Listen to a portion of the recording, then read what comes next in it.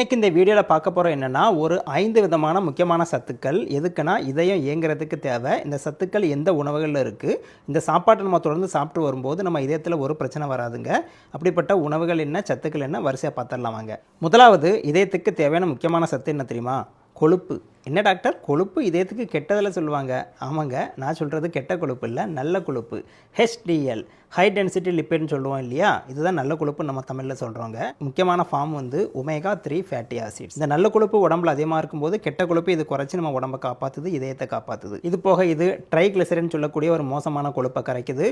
Blood வெசலில் தங்கக்கூடிய Claude இருக்கு இல்லையா, இரத்தக்கட்டுகள், அதையும் குறைக்குது. முக்கியமாக பிபியை வந்து ரெகுலேட் பண்ணுது. அதனால் இந்த நல்ல கொழுப்பு உள்ள ஒமேகா 3 ஃபேட்டி ஆசிட் உள்ள சாப்பாடை சாப்பிடணும். என்னென்ன சாப்பாடுன்னு பார்த்தீங்கன்னா, மீன்கள், உங்களுக்கு பிடிச்ச மீன்கள். அதுலேயும் பார்த்தீங்கன்னா ஒரு 5 விதமான மீன்கள் இருக்குங்க.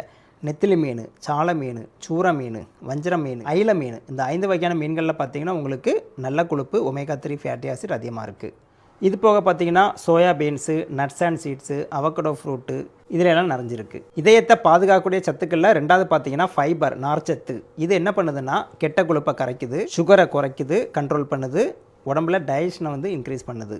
இந்த நல்ல வேலைகளை பார்க்கக்கூடிய இந்த நார்ச்சத்து சொல்லக்கூடிய ஃபைபர் என்ன உணவுகள் இருக்குன்னு பார்த்தோம்னா, காய்கறிகள் பார்த்தீங்கன்னா carrot, beetroot, cauliflower, beans.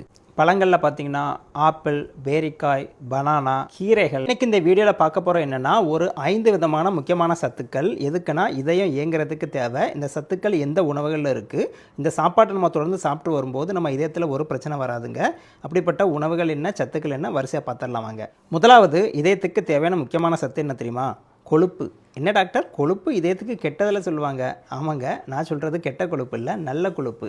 HDL, high density லிப்பிட்னு சொல்லுவோம் இல்லையா, இதுதான் நல்ல கொழுப்பு நம்ம தமிழில் சொல்கிறோங்க. முக்கியமான ஃபார்ம் வந்து ஒமேகா 3 ஃபேட்டி ஆசிட்ஸ். இந்த நல்ல கொழுப்பு உடம்புல அதிகமாக இருக்கும்போது கெட்ட கொழுப்பு இது குறைச்சி நம்ம உடம்பை காப்பாற்றுது, இதயத்தை காப்பாற்றுது. இது போக இது ட்ரைக்ளிசரின்னு சொல்லக்கூடிய ஒரு மோசமான கொழுப்பை கரைக்குது.